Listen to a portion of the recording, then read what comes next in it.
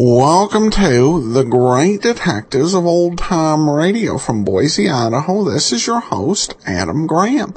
If you have a comment, email it to me, box13@greatdetectives.net. Follow us on Twitter at Radio Detectives and become one of our friends on Facebook, facebook.com/Radio Detectives. Today's episode is brought to you by the financial support of our listeners. Thanks so much for all your support. Here now is today's episode of The Adventures of Frank Race, The Adventure of the Blackfriars Bridge. The Adventures of Frank Race, starring Paul Dubove, with Tony Barrett as Mark Donovan.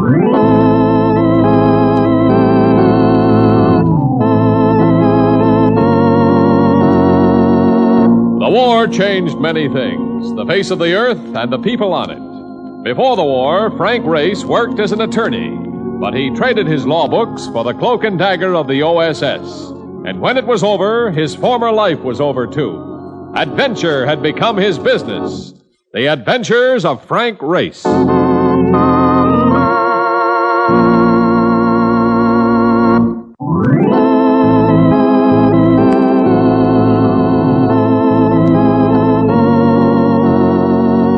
Now we join Frank Race for the adventure of the Blackfriars Bridge.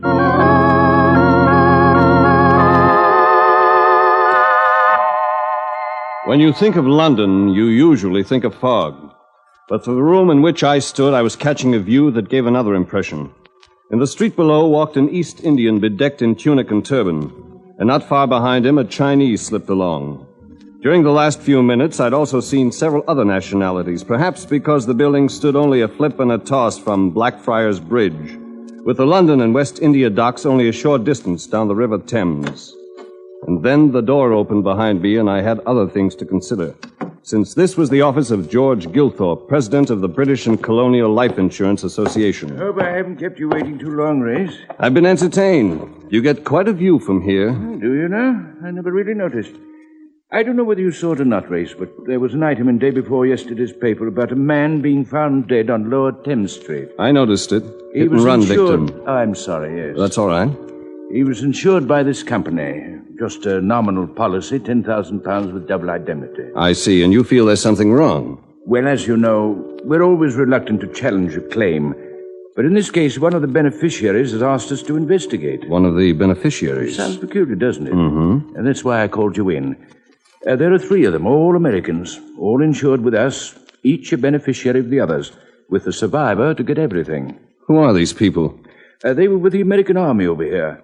They decided they could do well in England, so they opened a nightclub on Villiers Street, the Golden Chest.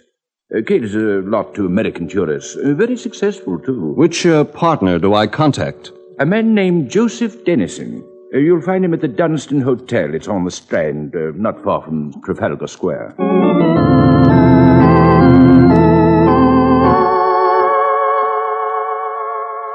At the Dunstan Hotel, I was told that Dennison had just stepped out, but would be right back. He'd been expecting me, and I was to go straightway to his suite, make myself comfortable. There was no lift, so I climbed 2 flights to room 301. As per directions, I opened the door and stepped inside to stop dead still as something sharp pierced the skin between my shoulder blades and a voice breathed against the back of my neck. Do not cry out, monsieur, or this knife will go into your body. Just call me Whispering Smith, but the money you took from my sister, where is it? I sound like a man with a past, but I still... Do not try to waste my time. Or the next thrust will be deeper, much deeper.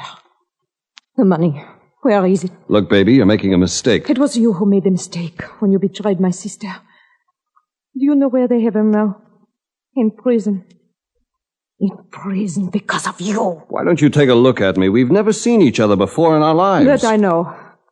But I'm seeing you now, monsieur. And you're going to give me that money for my sister, or you're going to die. How much is it? I've got about 25 pounds on me. You dare to say things like that when Now, that's all for the knife. Drop it. I will Come on. you first. Drop it. That's better. Now here, let me see your face. Well, we are lovely, aren't we? Let go of me. We have something to settle first. What made you come here? You'll not get away. I asked you what brought you here. I have friends. My sister has friends. From Bordeaux, you moved to Cherbourg. From Cherbourg, you came here. It has taken months, but I caught you. And you will not get away. Who's the fellow you're after? Make fun of me. It will do you no good. Look, you're making a mistake. How can you be so sure I'm the one? I find you in your apartment. That is enough for me. This isn't my apartment. Liar. The way you came into it. I was asked to come up here and wait for a client of mine, the man who lives here, and I can prove it. I'm an insurance investigator. You can prove it? There's the phone. Pick it up and call the British and Colonial Insurance Association. She stared at me, then picked up the phone. Getting information, she asked for the British and Colonial office. I mentioned Gilthorpe's name, and she repeated it to the operator. A few moments later, the crisp tones of his voice came over the wire. A few words, and she glanced at me with a nod and then handed me the phone. He wants to speak with you. Hello, Gilthorpe? Having trouble, Race? Nothing much. I haven't been able to see Dennison yet. Oh, by the way, what was the name of that other beneficiary, the third partner? Hold on a moment. I'll have a look. While he was having his look, my French girl was reaching for a chair. By the time I figured her move, she was edging for the door. I lunged, but the chair was flung against my knees, and I went down. Oh, I sat up just in time to watch the door go shut. Hello. The phone had gone to the floor with me, so I picked it up again. Hello, Gilthorpe. Oh, great Scott, Race. What happened? It sounded as though someone pushed over the piano. Oh, nothing serious. Locate that name yet? Yes, Kennedy. Leslie Kennedy. Any other way I might help? Yes, if that fellow Dennison calls in, ask him to stay somewhere where I can find him. You might try the club, the Golden Chest. That's a thought. I will.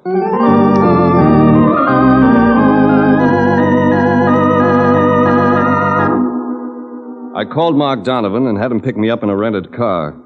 The Golden Chest operated as a night spot, all right, but it had extracurricular activities on the side.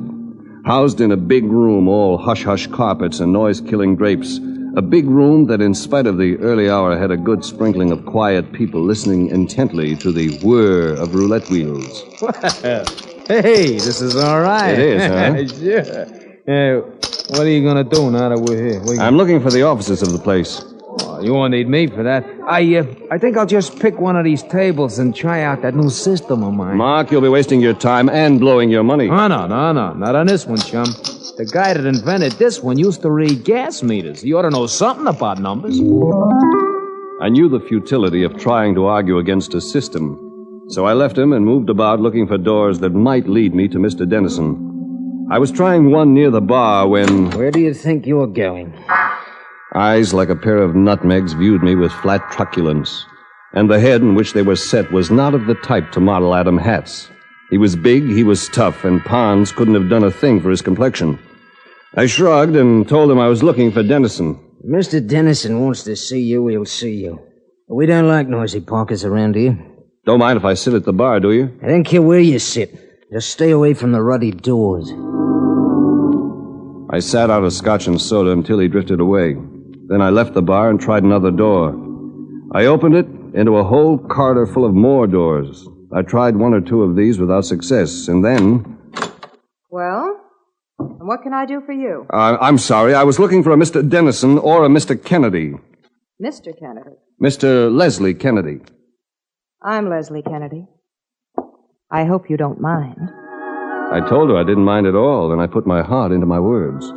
She made you think of autumn at home. Brown hair, brown eyes, freckles still left over from a lot of summer sunshine. You didn't have to close that door. And what on earth are you staring at? Well, you really can't blame me. When I heard this place was being run by 3 ex-GIs, I naturally thought they'd all be masculine. I'm an ex-GI. I was a wax sergeant. So you were a wax sergeant. It's no wonder we won the war. But let me get this straight. You're the third partner in this business, is that it? Why? I'm from the insurance company, British and Colonial. I'm picking up information on Ken Norwood's death. Oh. So you're with British and Colonial, are you? An American, and you're working for a British company. Oh, why don't you stop? What's that for? You'll find out. Look, why don't you pick up the phone and call British and Colonial? They'll certify me. I'm simply not interested. Maybe you have some reason for not wanting to make the call. What's the matter, Les? I buzzed for Owens. He wasn't around, so I thought I'd show something wrong. I want this man thrown out of here. I imagine you can do it just as well as Owens can. You ought to make a good try. He's big enough. Well, thanks, both of you. Oh, I'm sorry, Jerry. You don't need to throw him out. Just ask him to leave, will you? Will you leave, fella? To a request like that, the answer couldn't be anything else but yes. Go to the door with him, Jerry. The back door. Come on, fella, before Owens moves in. Owen sounds tough. He is. Served as a commando during the war. He'd be tough even in Jersey City. All I did was tell the girl how nice-looking she was. Women. She sometimes gets peeved with me when I tell her the same thing, and I'm her fiancé. She's been upset. One of her partners was killed yesterday. I know. That's what I wanted to talk to her about. You're not a cop. Insurance investigator. Do you know if Miss Kennedy has any French friends? French? There's one girl in particular, dark, beautiful, comes from Bordeaux. You got me. I could ask Leslie. I suggested that he leave it for a lighter mood, and he nodded. He stood talking to me in the open doorway that opened out of a small side street. Big fella with a stock and bond suit and a grin to match. Told me his name was Dayton. And as we talked, someone approached us from across the street. A little man, slim, with a black mustache that glistened in the light of the nearby street lamp. Is it possible that from one of you gentlemen I might procure a cigarette? Jerry Dayton nodded and reached into a pocket. I watched the little man carefully with the feeling that there was something wrong here. Dayton produced a pack of cigarettes and a box of safety matches. The Frenchman took one of the smokes. Dayton struck a match for him. The little man stared up at both of us for an instant, then nodded toward the shadows behind him. Instantly, flying figures converged on us, several of them closing in savagely. Dayton and I were jammed against the wall, but something hit me in the forehead, a jabbing, blinding blow. I was pushed down, slugged again and again and again, until I went whirling into a giant drain of spinning blackness.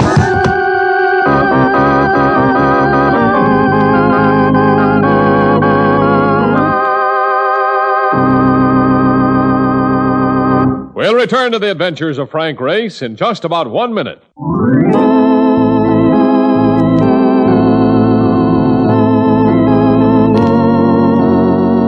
And now, back to the adventures of Frank Race. I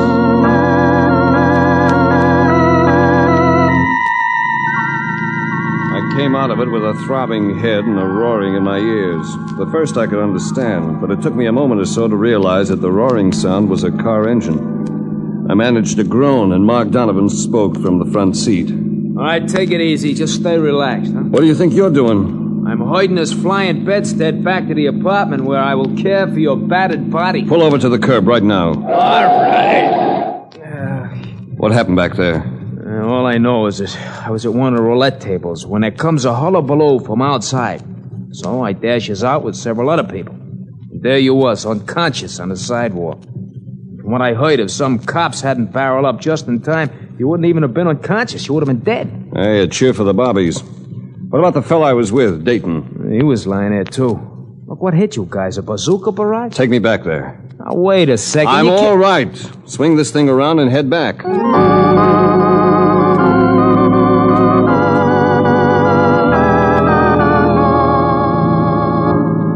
It was rare weather for London. A clear night with a full moon lighting the street in front of the Golden Chest. The street quiet and tranquil until Mark ran afoul of trouble in the form of another vehicle. Hey! Why, you cross-eyed moron? What do you think you're doing? Mark. Wait a minute. You drive like an old lady, you mutton-headed mule. Marcus, I would like to point out something. Are you kidding? That guy was on the wrong side of the street. Marcus, this is England. You were on the wrong side of the street. What? Certainly were on the wrong side of the street, and I'd like to know what's the idea of yelling at me like that. There were two of them standing beside the car. Now the smaller, older man spoke up. And you're disturbing the peace. So I'm disturbing the peace, huh? What do you think you guys are, anyway? My name is Dennis, and I happen to run this place. Well, now, ain't that something? And I suppose your pal is the king himself, huh? No, sir. The name is MacDonald, Inspector, Scotland Yard.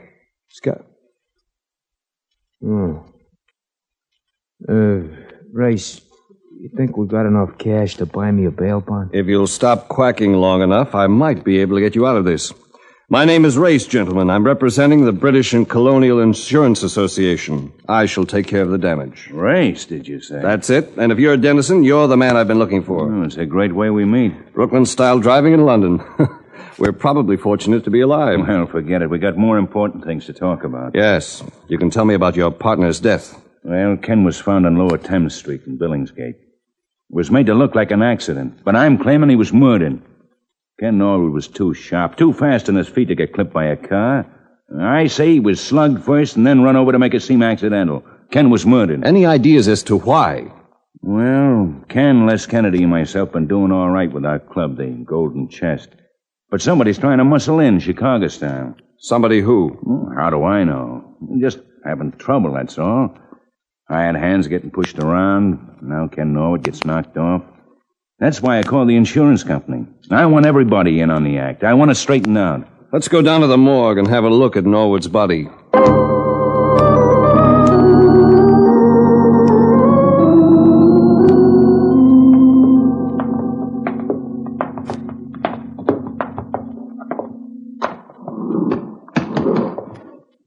Yeah, look at that.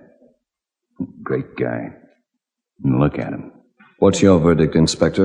Well, it might be murder, but there seems to be no indication of anything but a motor car accident. Hit and run. This mark on his temple. Had you noticed that? The bruise? Aye, I noticed it. Could well have been put there by a fender or some other part of a motor car. Do you mind telling me if you've been in France recently, Mr. Dennison? France? Well, yes. I was there a few months ago. Why? Oh, nothing tangible. You have a man named Owens working at the Golden Chest. What's the story on him? He's our bouncer. Good man. Cockney. Oh, so that was Owens. I've already met him. Have you seen enough here, Race? I think so. Well, then let's get out of the place. It doesn't make me happy.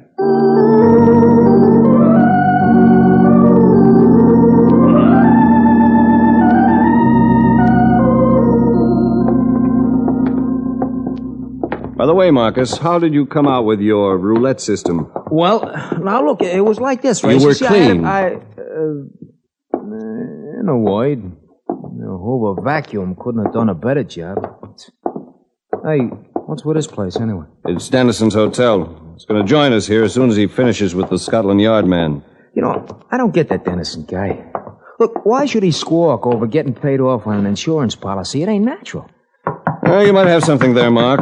I don't know. At this point, I don't know much of anything about the case. You don't seem to be here yet. What do we do now? We step in and... Well, so you're here again. And again you come into this apartment as though you possess it. Oh, the French dame, huh? Yeah. Real pip. Wait a minute. She's been going through this. Oui, monsieur. I have been going through it. And I found part of the money taken from my sister. Look, French franc. The fact that you find a few franc doesn't mean that they're part of the stolen money. No, monsieur. Then look also at this. A paper band with the stamp of the postal department. The postal department of France. Let me see that. Oh, no. You try to take it away from me and... So now it's a gun. The British police don't like guns. You aren't like it either if you make a wrong move. There. Now you will come with me while your companion stays here. Wait a minute. You ain't going, Race. Doesn't look as though I have much choice with this gun against my spine. Where are we heading, baby? To the police, who do not like guns.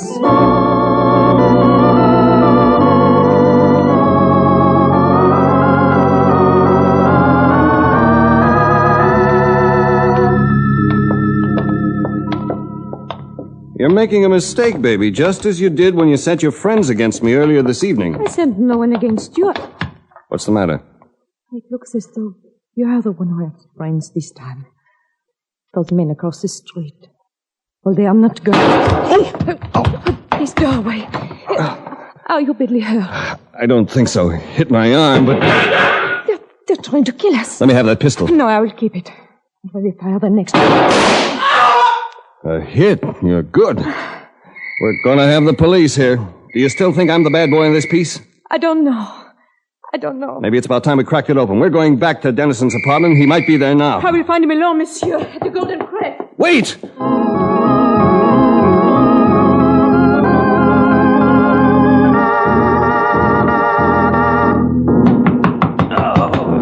just no use, Race.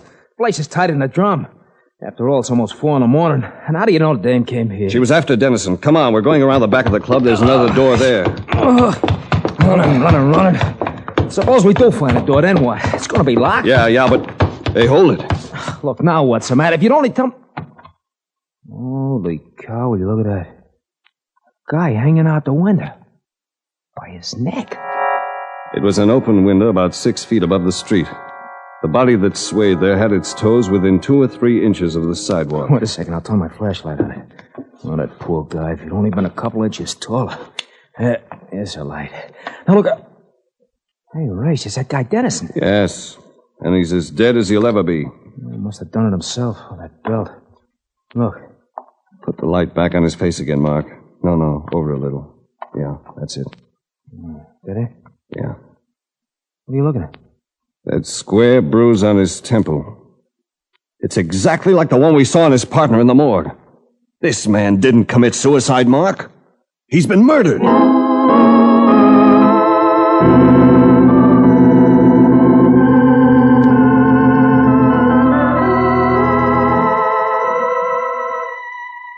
I spent most of the next day in our own hotel room, making phone calls across the channel to Paris, France.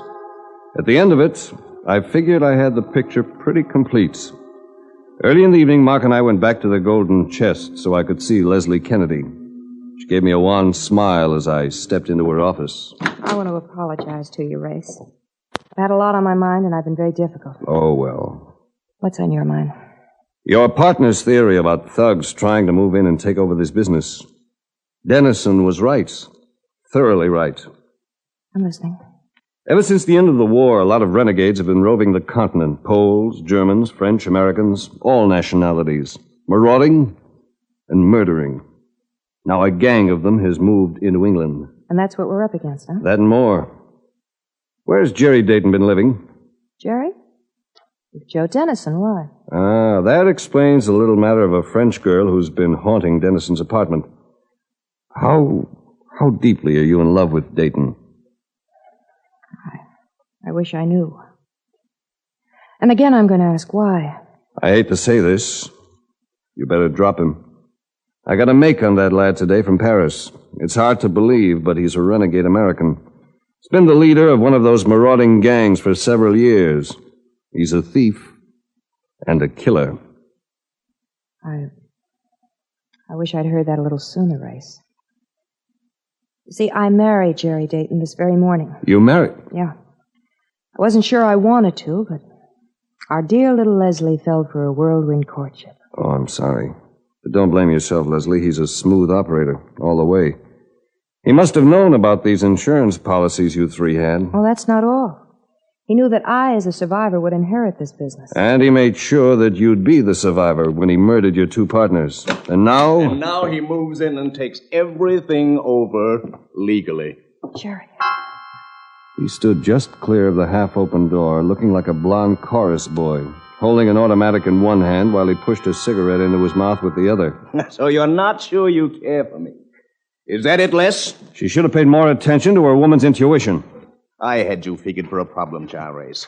OSS boy too smart. Which was why you had me set up for that beating last night, wasn't it? You could have been a little smarter and backed out. Now, I'm going to have to kill you. You too, Leslie. That would be a little hard to pull off, won't it? I'll arrange it. I've handled bigger things. Such as talking that little French postal clerk into stealing money for you? I happen to run short on funds. You have a cigarette? No, thank you. Well, I'll smoke one for both of us. What tipped you off to me anyway? Those matches you carry. The box. Oh. I might have known you'd remember that. Remember what, Race? A box of safety matches and a clenched fist. It becomes lethal when you hit a man alongside the head with it. It was a trick we used during the war when we needed a fast, unobtrusive weapon. Dayton used it on both Norwood and Dennison, his friends. But it left a little square bruise on each of them. No one else will get hep to it, though. And here's where I make it work again on you. You're wrong, monsieur. You're never going to make it work again.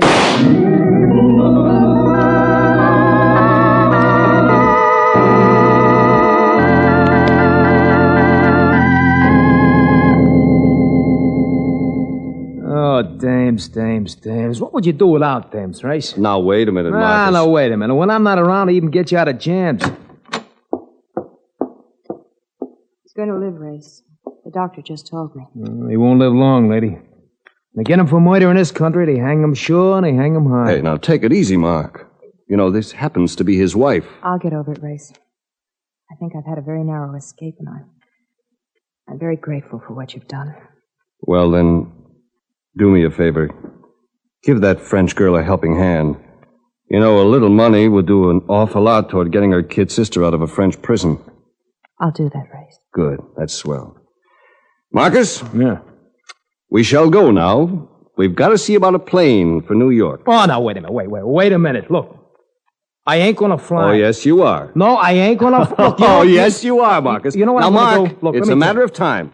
We have another case waiting, my boy. Do you know what I'm gonna do when we get back? No, what are you gonna do when you get back? I'm gonna get one of those little brass plates, a nameplate. Uh-huh. And I'm gonna have this printed on it. Yes. Mark Donovan. Boy aeroplane.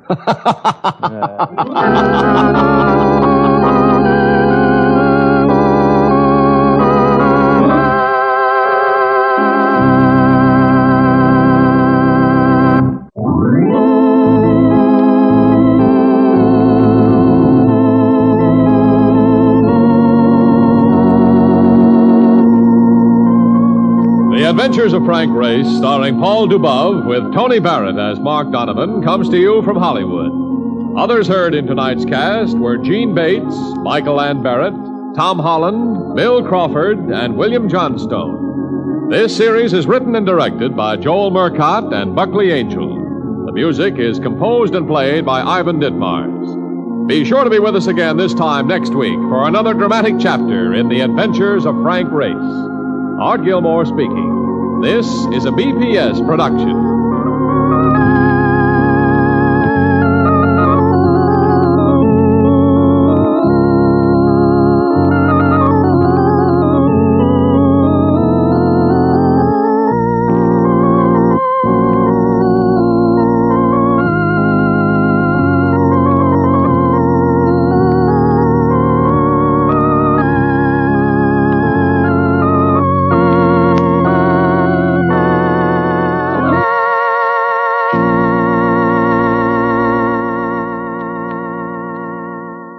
Welcome back. Oh, Mark Donovan, not knowing which side is the correct side to drive on in England. I couldn't imagine from earlier episodes him making that type of mistake. Though it was kind of nice to hear some of the war stuff and OSS relationship discussed with Frank Race, which was something that was really prominent in some of the early episodes and I really liked, and they've kind of gotten away from. So even though it was just a small mention, it was still nice. All right, well, listener comments and feedback. We begin with an email from Andrew, who writes in, what would be the chance of Mystery Theater played on the AM band in the 1970s to make it onto your podcast library? It's such a delightful way to relax and drift off to sleep or get through a long wait at the doctor's office. I often will take study breaks and play a library selection, and I can feel myself slip into historical period. No hustle and bustle of the 21st century. You provide such a wonderful service. Well, that's regarding this. Thanks so much, Andrew. That's regarding the CBS Mystery Theater. The problem with CBS Mystery Theater is that all radio programs produced in the United States after February 15th, 1972, containing a copyright notice are under copyright. And the whole CBS Mystery Theater falls under that guidelines. There are some episodes that I would enjoy bringing, including some of their Sherlock Holmes. I would love to sample, might extend the Sherlock Holmes history. The situation with that series basically was something where a lot of the residual rights stuff couldn't be worked out with Hyman Brown.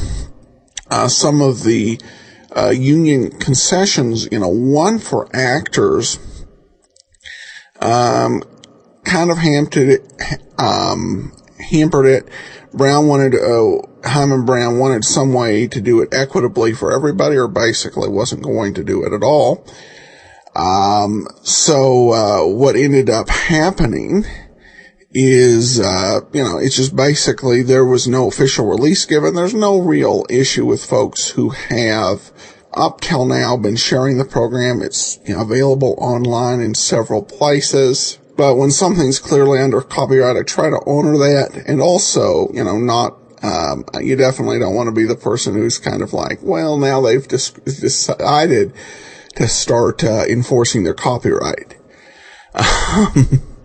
So it's under copyright. So short answer is unfortunately not able to do it. Lloyd comments, do you remember Sam Spade? Indeed I do. All right, moving on. No, yes, we do. And that one is on the list of programs we would like to be able to bring to you someday. And then we have this interesting comment from Bob.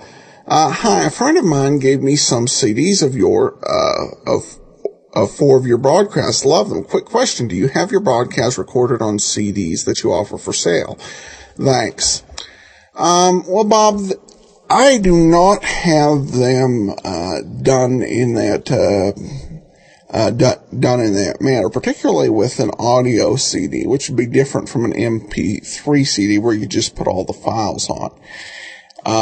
To be honest, I've got I've got a several years old CDRW drive where, best I can tell, it works. I think I recorded one or two CDs on it. And on this, I'll kind of listen to what fans think and want. If there's a demand for services. I've had a couple, 3 emails on this. It's an interesting idea. You just always want to be careful, whenever you're doing something with an effort. You don't want to extend yourself in too many directions, and that goes for businesses of all sizes. Netflix, for example, used to sell their used DVDs through the mail. They stopped doing that, realizing that wasn't their main business or main focus. So I'm hesitant to, that as an example, I'm hesitant to broach into that area. But if there's an interest, I'd be happy to, consider it. So if you know people you think you'd be interested in audio CD, don't know quite how to make it yourself, let me know. Just send some feedback. Love to continue this conversation. box13@greatdetectives.net. All right. Well, that will actually do it for today. We will be back tomorrow with parts 3 and 4 of the Valentine Matter. Join us back here next Tuesday for our final adventure of Frank Race. In the meanwhile, send your comments to box13@greatdetectives.net. Give us a call, 208-991-4783. And become one of our friends on Facebook, facebook.com/Radio Detectives. From Boise, Idaho, this is your host, Adam Graham, signing off.